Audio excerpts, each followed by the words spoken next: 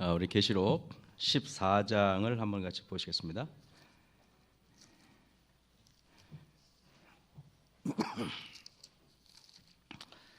계시록 14장입니다.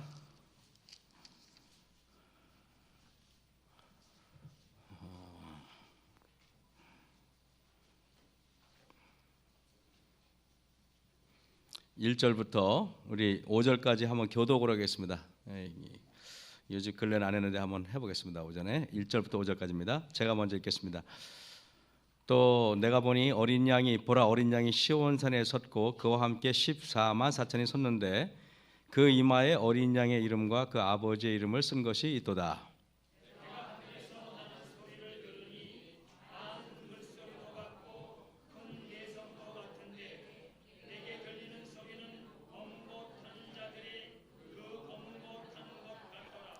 저희가 보좌와 네 생물과 장로들 앞에서 새 노래를 부르니 땅에서 구속함을 얻은 14만 4천인 밖에는 능히 이 노래를 배울 자가 없더라. 이 사람들은 여자로 더불어 더럽히지 아니하고 정절이 있는 자라. 어린 양이 어디로 인도하든지 따라가는 자며 사람 가운데서 구속을 받아 처음 익은 열매로 하나님과 어린 양에게 속한 자들이니 그 입에 거짓말이 없고 흠이 없는 자들이더라 그랬습니다. 오늘은 제가 오해받고 있는 품성변화라는 제목으로 제가 말씀을 드리겠습니다. 이 재림교인들에게 있어서 아마 그 품성 문제만큼 이렇게 참 여러 사람들이 관심이 있든 없든 어쨌든 중요하게 다루는 건 없을 것 같습니다. 품성 변화와 재림은 매우 중요한 위치에 있습니다. 그러기에 사단은 이 문제를 혼동시키기 위해서 고안해낸 것이 아마 율법주의적인 완전론일 것입니다. 율법주의적인 완전론, 그런데 완전히 잘못된 건 아니지 않습니까? 분명히 예언의 시내는 완전해야만 하늘에 갈 수 있습니까? 아니면 조금 불완전해도 갈 수 있습니까? 여러분 어떻게 생각하십니까? 좀 불완전해도 갈 수 있다고 생각되시면 손 들어보시기 바랍니다. 하나님께서 불완전해도 하나님이 도와주니까, 그죠? 구집사님도 손 들었고 우리 또 그러니까 좀 약간 좀 불안해도 갈 수 있습니까? 예. 근데 그런 말씀이 예언의 시내는 있을 것 같아요, 없을 것 같아요? 성경에는 좀 불완전해도 갈 수 있다는 말이 있어요, 없어요? 없어요. 불완전하면 하늘에 못 간다고 돼 있어요. 근데 그래서 제가 이렇게 말씀드릴게요. 우리가 구원을 못 받는 이유는 하나님이 지정하신 방법대로 구원을 받으려고 하지 않기 때문에 구원을 못 받는다 그랬습니다. 내가 구원을 결정하는 거야. 내가 구원의 문제를 내가 이렇게 하면 가면 되지 않습니까? 라고 결정하는 사람들은 못 간다는 것입니다. 구리사님 무슨 말인지 알겠습니까? 이게 중요합니다. 오늘 손들기 참 저렇게 용기가 있네, 저분에게도. 틀리든지 말든지 까짓 거 뭐 담대하게 멋진 사람입니다. 근데 멋진 걸로 끝나면 안 돼. 그것도 좀 깨닫고 오늘 좀 회개하시기 바랍니다. 근데 여러분 보세요. 여기에 보면은 14장의 맨 세 천사의 기별을 전할 때 뭐라고 말씀하시냐면은 그 5절에 그 입에 거짓말이 없고 흠이 조금 있는 자야 아니면 없어야 됩니까? 흠이 없는 자라야 그랬습니다. 미안합니다. 이렇게 돼 있어요, 성경은. 저도 우리가 여러분들이 좀 부족해도 하나님의 사랑으로 다 하늘에 갈 겁니다라고 가르쳐 주시면 얼마나 좋습니까? 근데 그런 말씀이 없어요. 그러니까 이게 우리가 내 방법대로 하늘에 가려고 하니까 하늘에 못 간다는 것입니다. 하나님이 우리에게 지정하신 방법대로 가야 되는데, 그러니까 단상에서는 답답한 것입니다. 이렇게 하나님이 가르쳐준 방법을 가르쳐주면 우리 성도들은 별로 관심이 없어요. 그러니까 이게 저렇게 여러분이 부족해도 하나님의 은혜로 갑니다 이러면 얼마나 좋습니까? 또 그런 목사님들도 인기가 좋아. 근데 여러분들, 우리 재림 신자들 한번 그래서 성경과 예언의 시를 한번 자세히 읽어보시기 바랍니다. 그런 말씀이 단 한 구절이라도 있으면 제가 돈 많잖아요. 5천만 원 내가 드릴게요. 진짜로. 바로 계좌로 바로 쏴드리겠습니다. 조금 부족해도 하늘에 갈 수 있다는 말이 진짜 한 구절이라도 있으면 한 찾아오세요. 내가 돈을 드릴게요, 진짜로. 구집사님. 그죠? 아유 뭐 에덴 노인 요양센터에 가서 어렵게 공부하는 것보다 단 한 줄만 찾으면 5천만 원 줄 텐데 뭘 고생하세요 이렇게. 나는 돈이 이거 진짜 빨리 써야 되는데. 여러분 근데 문제는 뭐냐면은 이 완전 우리 마태복음 한번 5장을 좀 보시겠습니다. 마태복음 5장에 보시면은 이 완전에 대해서 뭐 성경을 찾으려면 정말 하루 종일 찾아도 부족할 것입니다. 마태복음 5장에 보시면 이런 말씀이 있어요. 5장에 43절을 제가 읽겠습니다. 여러분 43절 보세요. 또 내 이웃을 사랑하고 네 원수를 미워하라 하였다는 것을 너희가 들었으나 44절입니다. 나는 너희에게 이르노니 너희 원수를 사랑하며 너희를 핍박하는 자를 위하여 기도하라. 원수 사랑하는 거 쉬워요? 쉽지 않죠. 그죠? 쉽지 않습니다. 근데 여러분 보세요. 이같이 한즉 하늘에 계신 너희 아버지의 아들이 되리니 아버지 하나님의 아들이 되는 방법은 뭐냐 하면은 원수를 사랑하는 게 아버지의 아들이 되는 방법이래요. 여기 보니까 하나님이 그 해를 악인과 선인에게 비추게 하시며 비를 의로운 자와 불의한 자에게 내리우심이라. 너희가 너희를 사랑하는 자를 사랑하면 무슨 상이 있으리요. 그죠? 그래 놓고 48절에 이렇게 말씀하십니다. 그러므로 결론입니다. 그러므로 하늘에 계신 너희 아버지의 완전하심, 온전이라는 말이 완전하고 똑같은 말입니다. 온전하신 것 같이 너희도 온전하려면 하고 말려면 말하랍니까? 아니면 온전하라고 명령입니까? 그렇다니까요. 온전하라는 것은 하려면 하고 말려면 말하라가 아니라 명령이더라고 보니까. 완전하라, 온전하라 이렇게 되어 있어요. 문제는 우리가 완전론에 대해서 많은 잘못된 생각, 잘못된 이론들이 우리 재림교회에 전해져 내려왔기 때문에 우리 성도님들이 완전하면은 상당히 뭡니까 그 불편함을 느끼시는 겁니다. 마지막 추수의 완전에 대한 개념은 재림교회 역사의 시초부터 재림신앙 구조의 필요에 엮어져 왔다 이렇게 됩니다. 지금까지 우리는 그리스도인의 행위를 개선시키는 데 있어서 이 완전에 대해서 굉장히 많은 두려움이 있어요.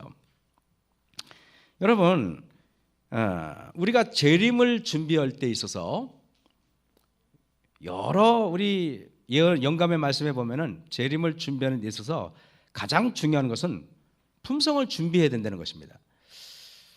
아마 여러분들은 나중에 느끼시겠지만은 제가 마석교에 와서 가장 많이 들은 이야기 중에 하나가 품성 변화에 대한 이야기를 많이 들었을 겁니다.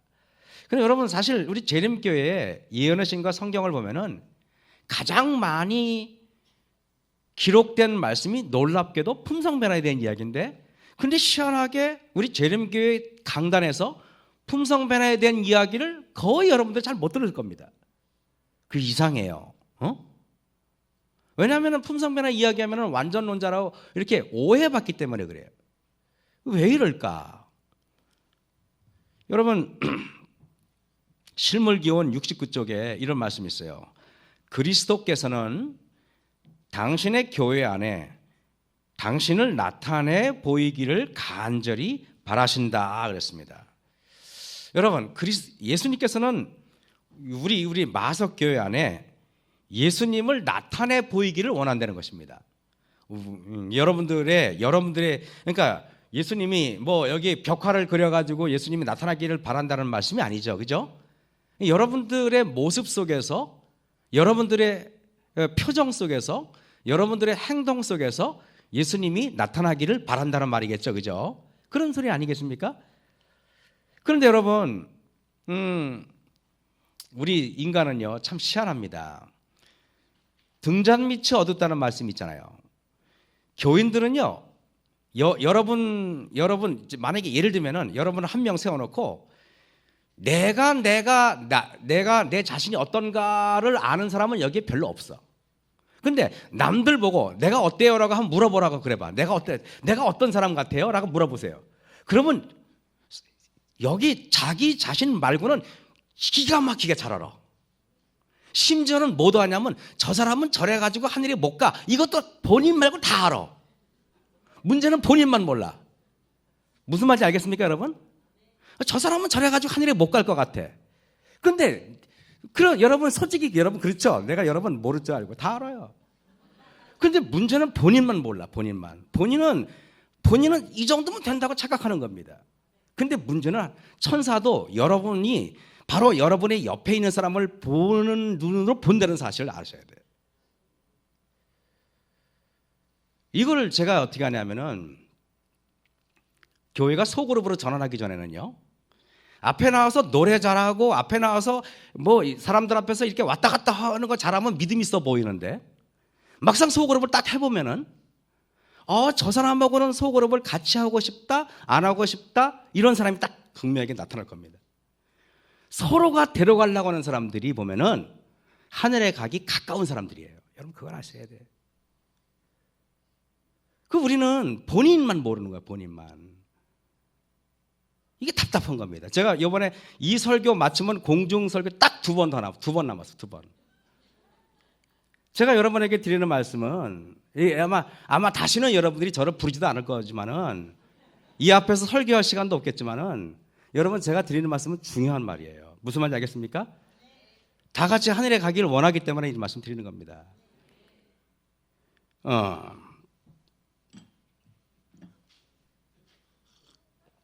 그래도 물이 따뜻하네. 여기 보면은 그리스도의 품성이 그분의 백성들 속에 완전하게 재현될 때 그분은 당신의 것을 찾으시려고 이 땅에 강림하실 것이다. 저는 실물교 이 말씀을 보면서 마음에 이렇게 부담이 돼요. 하나님께서는 뭐라고 말하냐면 품성이 사람 좋다는 정도가 아니라 하나님의 그리스도의 품성이 여러분 속에 완전하게 재현될 때 하나님이 여러분 데리러 오신다는 것입니다.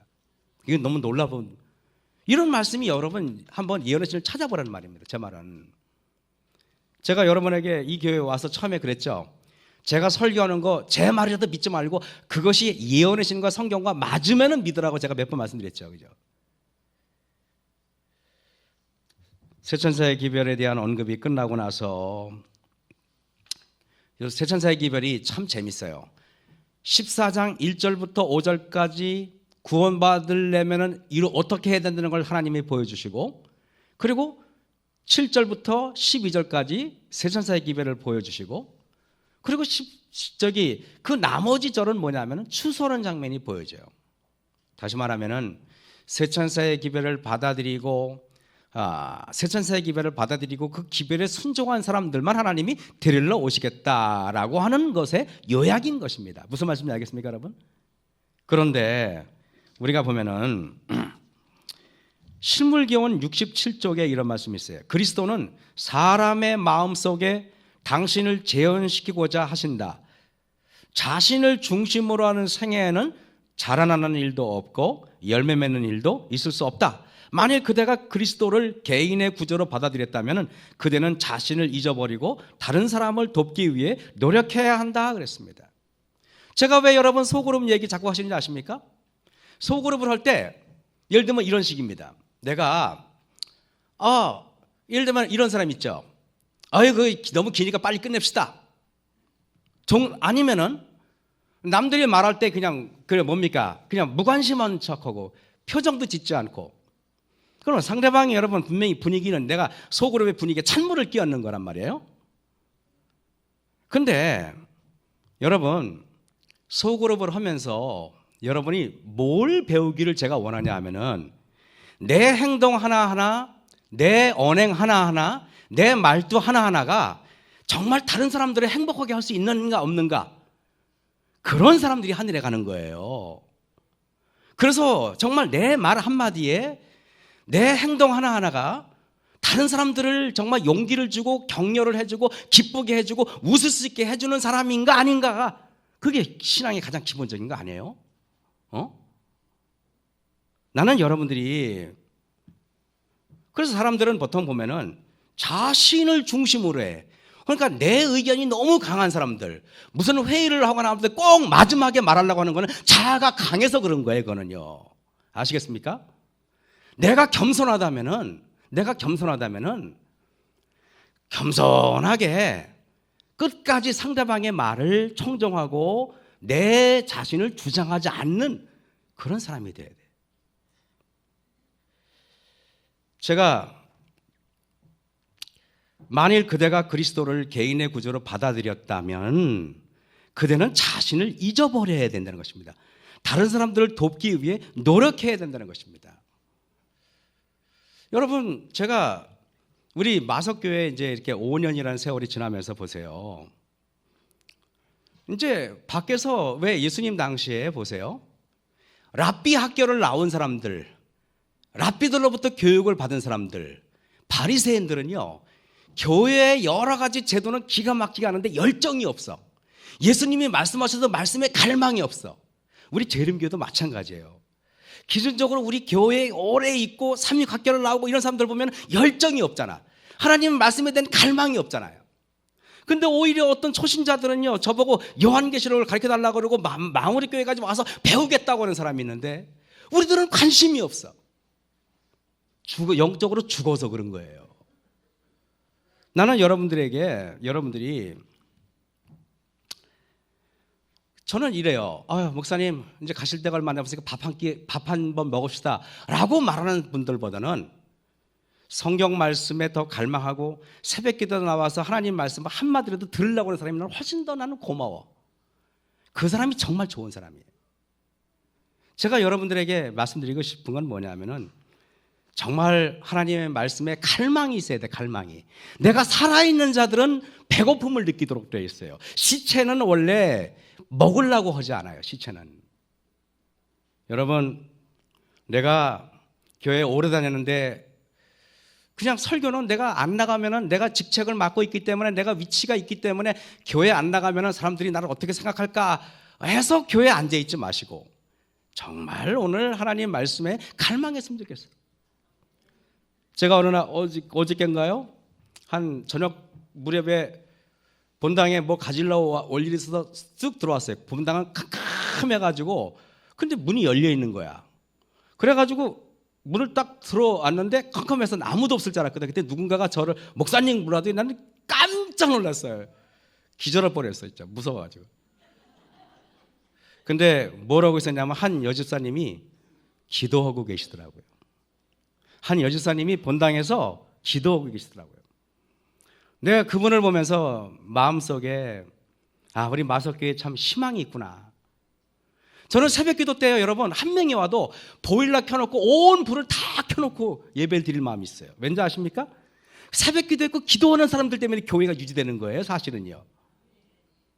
나는 그렇게 생각합니다. 정말 우리 마석교회 기도하는 사람들 때문에, 정말 우리 마석교회 조용히 말없이 묵묵히 하는 사람들 때문에 이 교회가 여기 이만큼 이끌어 온 거예요, 사실은.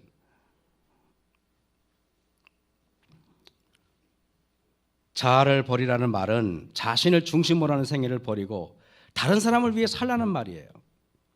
여러분, 우리가 보통 완전하면은 뭐 먹는 거, 또 안식일, 뭐 율법, 토요일마다 지키는 것, 이거 중요하죠, 물론요. 자기는 죄에 안 질라고 발버둥 치는 것, 계명 지키려고 아주 우리가 이제 발악을 한다 그러죠, 하는 것. 그러나 남에게 관용이 없고 남의 마음이 어떻든 상관이 없는 사람들은 율법주의자입니다. 여러분, 율법주의자가 별거 아니에요. 제가 지금 드리는 말씀은 이게 시대소망에 나온 얘기인데요. 그리스도의 품성을 완전하게 재현하는 것은 나 자신의 자기 개발에 내적으로 초점을 맞추고 바리새인적 완전주의적 구도를 버리고 다른 사람을 향하여 봉사하면서 나의 자아를 잃어버리는 방향으로 나아가는 것을 의미한다 그랬습니다. 대개 율법주의자의 특징은요, 내가 하면은 남들도 해야 된다고 생각하는 거야. 나는 이렇게 하는데 상대방이 안 하면 불편한 사람들, 100% 율법주의자예요. 진짜로 그리스도의 의로서 내가 하는 사람들은 남이 안 하면은 내가 그 사람을 위해서 긍휼의 마음을 가지고 그 사람을 위해서 묵묵히 기도하는 게 정말 그리스도인이죠. 여러분, 나뭇잎이나 풀잎 사기를 한번 보세요. 흐르는 냇물을 한번 보십시오. 온갖 수목과 관목을 한번 쳐다보십시오. 그리고 거기 풀벌레들이나 모든 자연의 이치를 보면은 철저하게 남을 위해서 존재하는 것들밖에 없어요. 여러분, 나무가 자기 자신을 위해서 애쓰는 걸 보셨습니까? 나무 보면은 아낌없이 주는 나무라지 않습니까? 모든 것을 남을 위해서 희생합니다. 모든 자연의 이치가 그래요. 유일하게 자기 자신만을 위해서 사는 사람은 인간밖에 없다는 것입니다. 제 말씀이 아니라 여러분 정로역에다 나와 있잖아요. 그죠? 여러분 다 읽어보셨죠? 의인들의 특징은 자기 자신에 대한 관심보다도 남에 대한 배려가 큰 사람을 말합니다. 어떤 사람이 앞에 나와서 뭘 발표를 하잖아요. 뭘 발표를 하면은 어떤 사람이 나와서 뭘 사회를 보거나 아니면 어떤 레크레이션을 이끌거나 할 때 어떤 사람이 하면 지겹고 어떤 사람이 하면 되게 재밌어요. 특징이 뭔지 아십니까? 자기를 드러내려고 하는 사람들이면은 거부감이 있는 거야. 근데 남을 위해서 철저하게 봉사하려고 앞에 나온 사람들은 재밌어요. 소그룹 이끌 때도 마찬가지예요. 나를 위해서 소그룹의 리더가 되지 말고 남을 위해서 리더가 한번 되어보란 말입니다.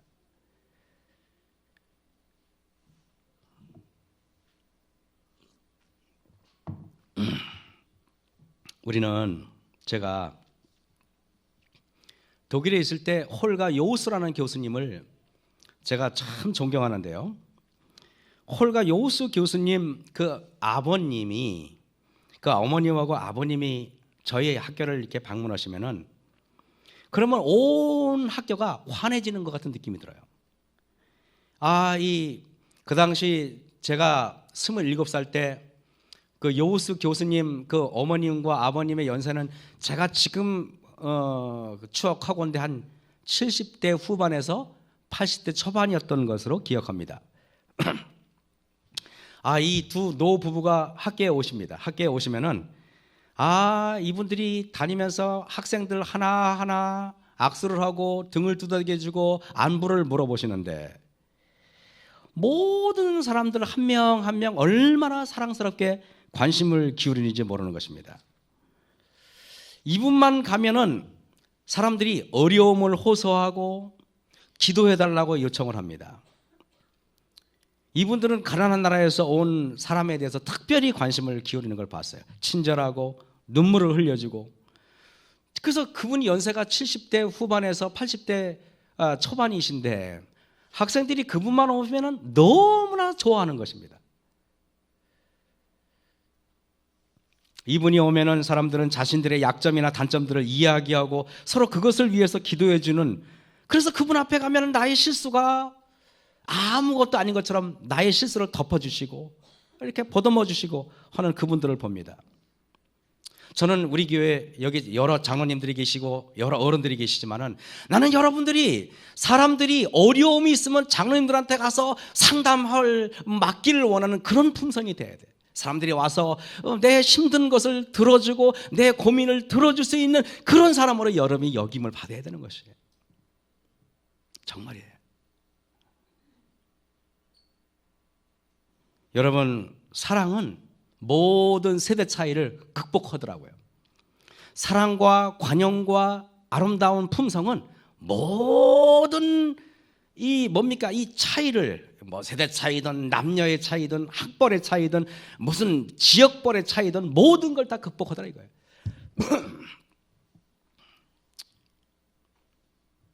시대소망 640쪽에 이런 말이 있어요. 하나님께서 부자들에게 당신의 고통받는 자녀들을 구제하고 위로하도록 재물을 주셨으나 너무도 흔히 그들은 다른 사람들의 어려움에 대하여 무관심하다. 그들은 자신들의 가난한 형제들보다 높다고 생각한다. 그들은 하나님께서 곤궁한 자들에게 축복이 되도록 주신 재물을 교만과 이기심에 탐닉되어 함부로 소비한다.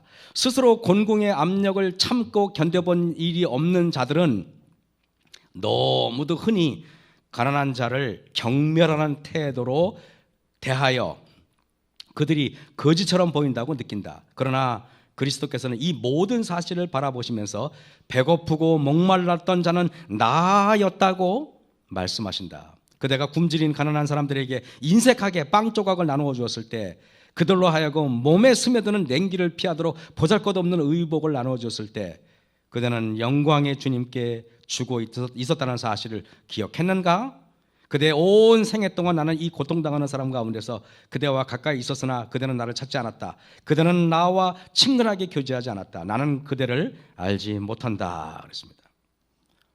놀라운 말인 것입니다.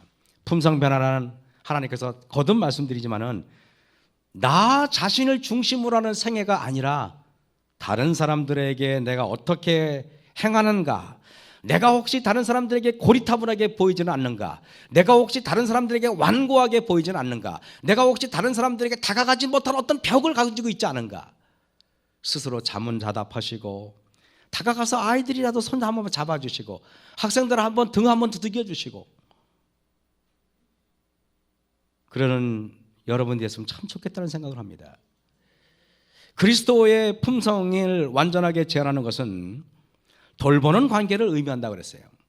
여러분, 자기는 죄 안 지려고 발버둥 치면서 남의 죄는 절대로 용납하지 못하는 사람들 있잖아요. 그런 사람들은 정말 바리새인입니다.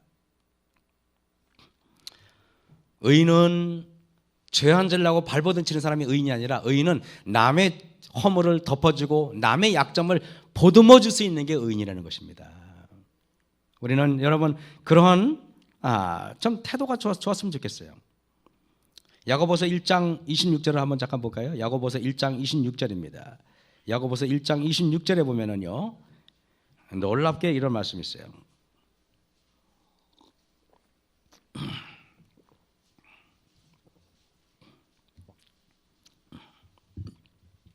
제가 읽어드리겠습니다.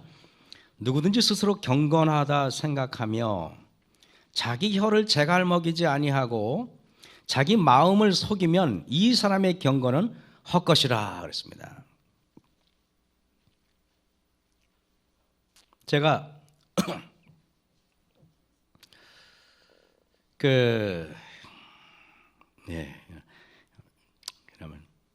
하나님 앞에서 정결하고 더러움이 없는 경건은 곧 고아와 과부를 그 환난 중에서 돌아보고 또 자기를 지켜 세속에 물들지 아니하는 이것이니라 그랬습니다. 경건에 대해서 우리는 경건이라에 대해서 뭔가 근엄하고 뭔가 이런 것들이 경건이라고 생각하는데 놀랍게 그게 아닙니다. 경건이란 여러분 남들이 상처받을 말 하지 않고 남들이 정말 기분 나쁜 말 하지 않고 그리고 정결하고 더러움이 없는 경건은 고아를 돌보고 과부를 돌보고 어려움 중에 있는 사람에게 쌀 한 푸대 갖다 줄 수 있는 사람이 경건이라는 것입니다. 제가 오스트리아에서 공부하면서 이렇게 제가 그 유럽 사람들이 볼 때는 죄송한 얘기지만은 지금 한국은 부자가 됐지만은 지금으로부터 약 27년 전에는 유럽 사람들이 한국을 가난한 나라로 여겼었습니다. 제가 이렇게 공부를 하고 있고 아침에 이렇게 방문을 이렇게 열면은 항상 저희 집 앞에 무언가가 있어요. 예를 들면 뭐 쌀이 있다든가 아니면 야채가 있다든가 아니면 뭐 계란이 있다든가 항상 그렇게 해요. 이게 누가 갖다 놨냐고 보면은 아무도 모른대. 왜냐하면 그 사람들 말을 안 하니까. 그래서 제가 가난한 나라에 왔다고 이 사람들이 저를 불쌍히 여기서 그런 것 같아요. 이렇게 귀티나게 생겼는데 왜 그런지 모르겠어요. 그래서 제가 한 번은 이렇게 정말 어려울 때인데 그 대학생들은 한 명 한 명 그 우체통이 있어요. 우체통이 우리 자기 그 콘토가 있는데 그렇게 딱 문을 열었는데 편지 봉투가 딱 있는 거예요. 이게 딱 보니까 30만 원, 지금 돈으로 한 50만 원 되는 돈이 그 안에 들어있는 겁니다. 깜짝 놀래가지고 그 돈을 가지고 학교 행정실에 가서 이거 누가 놨냐고 물어봤더니 행정실장이 저한테 딱 말하면서 그 우편물을 이렇게 넣는 분이 있거든요. 그분한테 물어봤더니 그분이 저한테 이러더라고요. 누군가가 너한테 주라고 넣어놨지만은 절대 자기 이름을 비밀리에 하라고 말했기 때문에 너한테 미안하지만은 말해줄 수 없어 그러더라고요. 그래서 제가 에이 그러지 말고 한번 우리나라 사람들은 왜 계속 추궁하면 해주잖아요. 독일 사람들은 안 된다면 그걸로 끝나는 거예요. 아무 웃고 말해도 절대 말 안 들어줘요. 지금까지도 그 돈을 누가 나한테 줬는지 아직까지도 몰라요. 여러분, 우리 한국에 있는 재림교인들도 참 훌륭한 분들이 많지만은 유럽에 있는 우리 재림교인들은요 정말 훌륭해요. 제가 여러분에게 감히 말하지만은 우리 재림교도 정말 믿음이 좋아요. 우리보다 훨씬 낫습니다. 그 사람들은 안식일이 되면은 우리보다 정말 오후 3시만 되면은 요리하지 말랬다고 안식일날 절대 요리 안 하기 위해서 미리 요리를 다 해놔. 안식일날. 그리고 빨래도 미리 3시부터 다시 해지기 전까지 탁 다림질 해가지고 탁 넣어놓고 빨래고 뭐고 TV는 아예 그냥 이렇게 뭡니까 이 천으로 이렇게 가려놓습니다. 그리고 신문도 집안에 들여내지 않아요. 우리처럼 그냥 헐레벌떡 그냥 해지면 타닥타닥 교회 간다고 이렇게 물론 먹고 사는 게 힘들어서 그렇게 하겠지만은 아쉽다는 생각을 해요. 근데 저는 그분들의 그런 외적인 부분보다 진짜로 제가 유럽 사람들에게 참 감동받은 건 뭐냐면은 그들의 품성이에요. 그들의 품성입니다. 정말 그들은 제가 가끔 제가 이렇게 자다가도 가끔 향수병에 걸려가지고 그리움에 젖어 있는 건 뭐냐면 유럽의 아름다운 경치가 아니라 유럽 사람들, 우리 재림교인들의 아름다운 품성이 보고 싶어서 가끔 그리울 때가 있어. 너무 그리움에 사무칠 때가 있어요. 왜? 정말 꼭 보고 싶은 우리 유럽에 있는 우리 재림교인들의 그 넉넉함과 온유함과 연세 많으신 분들의 그 뭡니까 세대 간의 간격을 다 허물 수 있는 사랑이 보고 싶어. 7일봉사 205쪽에 보면은 그리스도께서 당신을 따르느라고 공언하는 사람들 사이에 무력하고 가난한 사람들을 두시고 그들의 보호에 의존하게 하심으로써 그들을 시험하신다 그랬습니다. 여러분, 우리가 가난한 사람들 우리 주변에 두신 이유는 하나님께서 우리가 어떻게 하나 하고 보시기 위해서 그렇다는 것입니다. 놀라운 얘기죠. 품성의 완전에 대한 재림교회 담화의 대다수는 품성보다는 어떻게 뭘 먹는지 어떻게 행동하는지를 보고 있는데, 그러나 여러분, 라이프 스타일, 생활 습관과 품성은 다르다는 것을 말씀드리고 싶습니다. 즉 말하면은 토마토로 말하면은요, 토마토 나무에 달려있는 열매는 품성이고 그 잎사귀는 생활 양식인 것입니다. 여러분, 생활 양식, 그 잎사귀가 잘못되면 열매도 잘못되지 않습니까? 만약에 잎사귀가 병들면 열매도 병이 들게 돼 있어요. 다시 말하면 우리가 생활 습관이 잘못되잖아요. 예를 들면 뭐 술을 먹는다든가 담배를 핀다든가 아니면 그냥 음식을 집 멋대로 먹는다든가 아니면 과식을 한다든가 운동을 안 한다든가 뭐 이렇게 하면은 품성에도 문제가 있단 말입니다, 여러분. 막 개고기나 먹으러 다니고 이렇게 한다면은. 하지만은 철저하게 음식을 가려 먹고 철저하게 여러 가지 율법을 준수하는데 품성은 전혀 완악한 사람이 있어요. 그래서 여러분, 마태복음 21장을 한번 잠깐 보시겠습니까? 마태복음 21장을 보시면은요, 우리가 잘 아는 성경절입니다. 마태복음 21장 43절 좀 보겠습니다. 여기에 그러므로 내가 너희에게 이르노니 하나님의 나라를 너희는 빼앗기고 그 나라에 열매 맺는 백성이 얻으리라 그랬죠. 열매 맺는 백성이. 제가 여러분에게 성경에 그런 말 있죠. 예수님께서 이렇게 지나가다가 되게 시장하셨어요.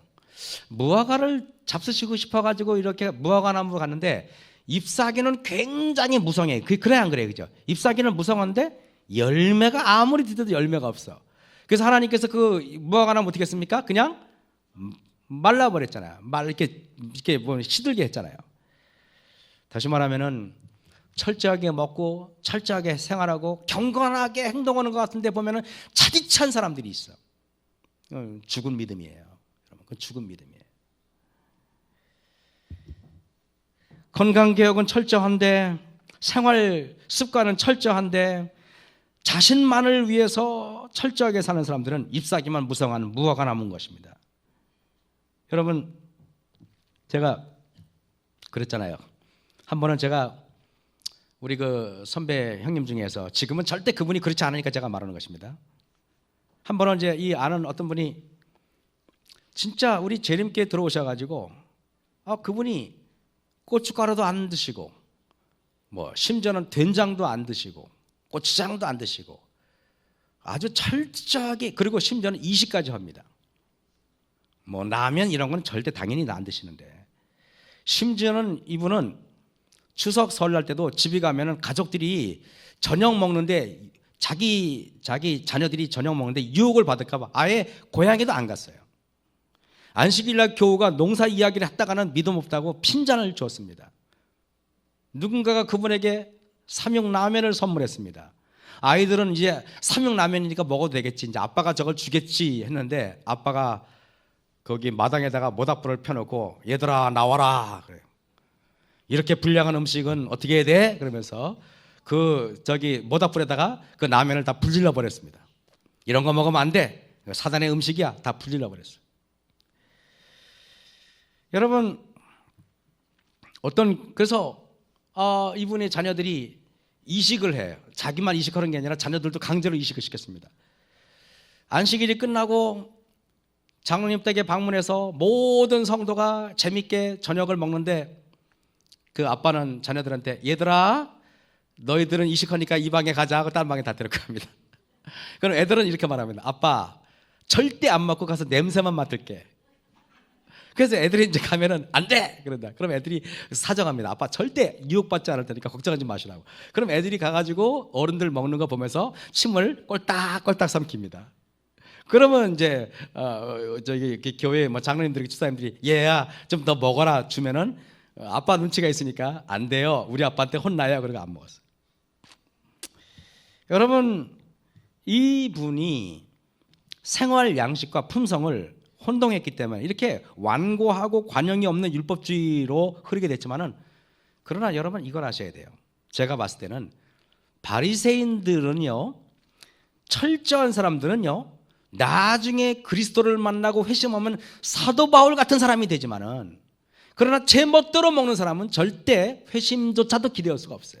그래서 솔직히 말하면은 바리새인 같이 철저하게 사는 사람이 오히려 더 희망이 있어요. 솔직히 말하면은. 아시겠습니까? 그래서 이렇게 말합니다. 우리 재림교회가 한때는 철저한 바리새인 같았는데 그 사람들이 오히려 변화가 여지가 있지, 지금처럼 우리 재림교회처럼 그냥 마음대로 먹는, 마음대로 행동하는 사람들은 오히려 돌아올 확률조차도 전혀 없다는 것입니다.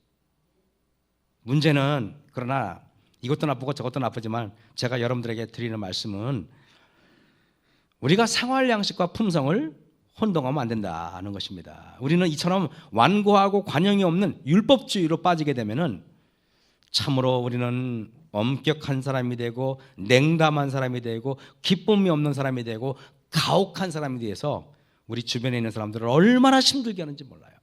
그래가지고 심지어는 저런 사람이 신앙 안 되면 나는 절대로 하늘에 안 가겠다고 하는 사람이 생길 정도입니다. 여러분, 실물기원 415쪽에 이런 말씀이 있어요. 이 세상을 덮고 있는 어두움은 하나님께 대한 오해의 어두움이다. 사람들은 하나님의 품성에 대한 지식을 잃어버리고 있다. 하나님의 품성은 잘못 이해되고 그릇 해석되고 있다. 이러한 때에 하나님께서 주신 기별이 전해져야 한다. 하나님의 품성이 널리 알려져야 한다. 품성이라는 것은 다시 말씀드리지만은 자신을 중심으로 하는 생애가 아니라 뭐라고요? 다른 사람을 중심으로 하는 생애가 품성이라는 것입니다. 내가 다른 사람에게 어떻게 했는가. 토마토 나무는요, 그 잎사귀는 자신을 이롭게 하는데 사용되어지지만 열매는 다른 사람들을 위해서 주듯이 말입니다. 그래서 토마토에 보면 열매가 품성이고 잎사귀는 생활 양식입니다. 물론 두 개가 다 중요하지만 잎사귀는 자기 자신, 토마토 나무 자신을 위한 거고 열매는 다른 사람들을 위한 거지 않습니까?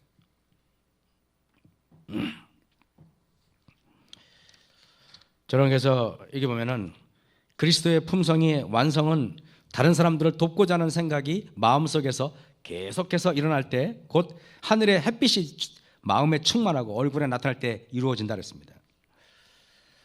여러분 이제 뭐 그 제가 12월 24일 날도 시간이 없었는데 그 동해중학교에서 그 뭡니까 그 소그룹 강의 달려서 어쩔 수 없이 그냥 예배 마치자마자 가야 되지만은 저기 2월 24일 날 이번에 마지막 고별설교 때 어쩔 수 없이 그냥 빨리 가야 됩니다. 근데 이 목사님이 아까도 전화 왔어요. 근데 제가 여러분에게 이 말씀 드릴게요. 사실 소그룹을 제가 여기저기 강의하고 다니지만은 소그룹은 결국에는 품성이에요. 놀랍게 변화된 사람들은요, 제가 이번에 주보에도 썼지만은 어떤 사람들은요, 그 한 사람이 있으면은 사람들이 몰려드는 사람이 있어요. 저 말이 뭔지 알겠습니까? 다시 말하면은 사람을 이끄는 사람이 있단 말이야. 사람들이 이게 교회 다니는 사람들은요, 영성이 있는 사람들은요, 사람들을 이렇게 흡수해. 영성이 있는 사람들은. 그래서 여러분 교회에서 어떤 사람들을 보면 교회에 보면은 어떤 사람 주변에 보면 이렇게 사람들이 몰려드는 사람이 있어요, 없어요? 이렇게. 그게 리더십이에요. 근데 여러분 그것은 교회 다니는 사람들은 그게 영성과 밀접한 연관이 있는데 영성 있는 사람들은 사람들에게 영향력을 끼칩니다. 그 사람이 있으면은 주변 사람이 행복해져. 그 사람이 있으면은 주변이 환해지고 그 사람이 있으면 따뜻해져. 그게 영성이에요. 사실은 여러분 영성이라는 게 그게 왜 그러냐면은 예수님을 따라다녀 봤자 마음껏 못 먹고 잠자리도 불편해요. 왜냐하면 생각해 보세요. 예수님을 포함해서 12제자면은 13명의 남자들이 다니면은 지금처럼 여관이 있었습니까? 호텔이 있었습니까? 그러면은 예수님을 따라다니면은 잠자리도 불편하고 음식도 불편하고 화장실도 불편한데 근데 12제자는 불평이 없어요. 예수님을 따라다니면은 배가 고파가지고 밀밭 사이에 다니면서 안식일 날 그 밀 까먹다가 여러분 야단 맞지 않았습니까? 근데 제자들은 예수님을 따라다니는데 그 뭡니까? 불편하는 게 전혀 문제가 안 돼. 왠지 아십니까? 예수님에게서 뿜어져 나오는 그 사랑이 너무 커가지고 예수님 옆에만 가도 너무 행복한 거야. 이게 여러분 영성이에요. 이게. 그래서 어떤 목자는 누가 몇 명 안 왔다고 불평하지 않고 그 목자 한 사람의 영성 있는 사람이 있으면은 그 딴 사람 한두 명만 옆에 있어도 그게 여러 넉넉히 행복한 사람들 그게 진짜 영성이라니까요. 저 말이 무슨 말인지 알겠습니까?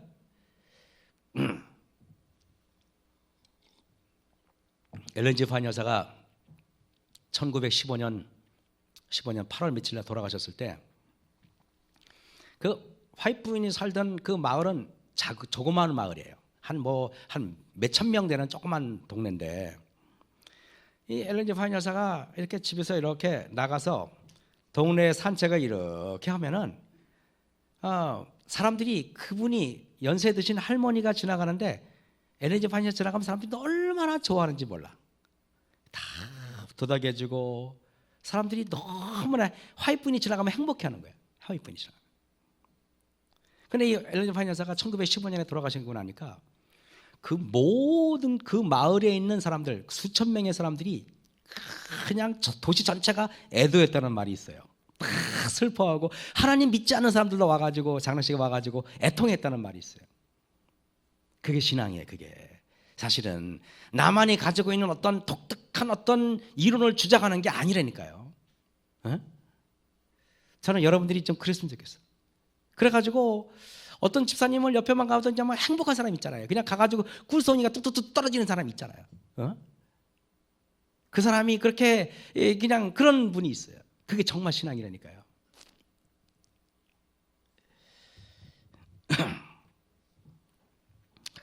예수님 주변에 있었던 사람들은요, 버림받고 상처받은 사람이 예수님이 지나가면은 그분한테 가면 그냥 위로를 받고 치료를 받아요. 너무 힘들고 어려운 사람이 예수님 앞에 가면은 예수님 표정만 봐도 그냥 행복해져. 그 에너지가 여러분에게 나타났으면 참 좋겠습니다. 저는 가끔 이렇게 빌라도 이야기를 하길 좋아하는데 빌라도라는 사람이 이렇게 새벽부터 온 뭡니까 빌라도 집 주변이 시끄럽습니다. 바리새인들이 예수님을 끌고 가서 빌라도한테 가서 빨리 사형 판결을 받기를 원했습니다. 보통 관공서는 보통 9시나 10시나 되면 문을 여는데 아침 새벽부터 일찍 그러니까 이 빌라도가 짜증이 났습니다. 그래가지고 옷을 대충 거두고 눈곱도 안 뗀 상태에서 나가가지고 무슨 일이냐? 왜 그래? 라고 물어보고 그냥 알아 죽이든지 말든지 알아서 해 이렇게 하고 나갔어요. 폭도들이 예수님을 끌고 왔습니다. 빌라도가 가가지고 그 폭도들이 끌고 온 예수님을 딱 보자마자 갑자기 빌라도가 눈이 번쩍 뜨이고 정신이 번쩍 났단 말입니다. 왠지 아십니까? 예수님의 표정을 보고 예수님의 그 얼굴을 보고 깜짝 놀란 거예요. 한 번도 본 적이 없고 소문으로만 들었는데 예수님의 그 표정을 보고 깜짝 놀라가지고 빌라도가 예수님을 살리려고 가지내를 쓰잖아요. 얼굴을 보고 그렇게 하는 거예요. 얼굴을 보고. 그 예수님에게서 뿜어져 나오는 죄 없고 그 사랑이 많으신 예수님에게서 뭔가 그런 에너지가 나오는 거예요. 명심하십시오. 소그룹은 제가 그랬어요. 소그룹은 모여가지고 뭘 재밌게 해주는 게 아니라 소그룹은 모여가지고 얼굴만 봐도 행복한 상태가 되면 그 소그룹은 진짜 소그룹이야. 진짜 소그룹. 그냥 목자 얼굴만 봐도 행복한 게 그게 진짜 소그룹이라고. 여기 그런 분들이 많아요. 그런 사람들이 교회의 진짜 주인이고 진짜 주역입니다. 나는 그랬으면 좋겠어. 가만히 봐도 별 말을 안 하고 무슨 프로그램이 없어도 그냥 가만히 마주 앉아가지고 빙 둘러 앉기만 해도 너무 행복한 사람들. 여기 소그룹이 진짜입니다. 제가 지지난주인가요? 주바라기 소그룹에 딱 가서 헌신회라고 가봤더니 빙 둘러 앉았는데 정말 그 소그룹은 아무 말 안 하고 서로 얼굴만 쳐다봐도 행복해 보이더라고요. 정말 행복해 보였어요. 이렇게 서로 이해할 수 있다는 눈빛, 서로 다 포용해 줄 수 있는 이 눈빛, 내가 너를 언제든지 도울 수 있다는 그런 눈빛, 무슨 일이든지 나한테 대답하면 내가 다 너를 돌봐주겠다고 하는 눈빛이 보이더라니까요. 나는 그랬으면 좋겠어요. 시대소망 641쪽의 말씀만 마치고 내가 읽겠습니다. 끝내겠습니다.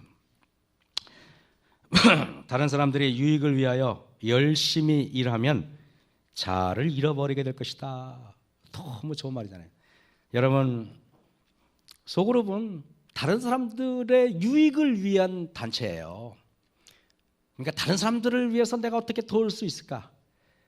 여기 그런 마음만 가지고 서로 마음을 가지고 있다면은 이거는 소그룹은요 정말 성공합니다. 제가 여기 동해중앙교회도 가고 원주중앙교회도 가고 여기저기 오라 그래서 가지만은 그분들에게 제가 해줄 수 있는 말은 다 하나밖에 없어요. 다른 사람들을 위해서 다른 사람 열심히 일하면 자아를 잃어버리게 될 것입니다. 이 한마디를 허락하는 겁니다. 더 중요한 말은 없어요. 소그룹은 품성입니다. 소그룹은 그 목자의 리더십은 에너지예요. 그것은 영향력인데 매력입니다. 그냥 앉아만 있어도 그 사람만 있으면 행복한 사람. 그러기 위해서는 기도하시고, 그러기 위해서는 성경을 보셔야 되고, 그러기 위해서는요 하나님 말씀에 갈망이 있어야 돼요. 하나님 말씀에 갈망이 없는 사람은 죽은 사람이에요. 영적으로. 아무쪼록 하나님 말씀에 갈망이 있고 하나님의 말씀에 굶주린 저와 여러분이 되시길 바라면서 제 말씀을 마치겠습니다.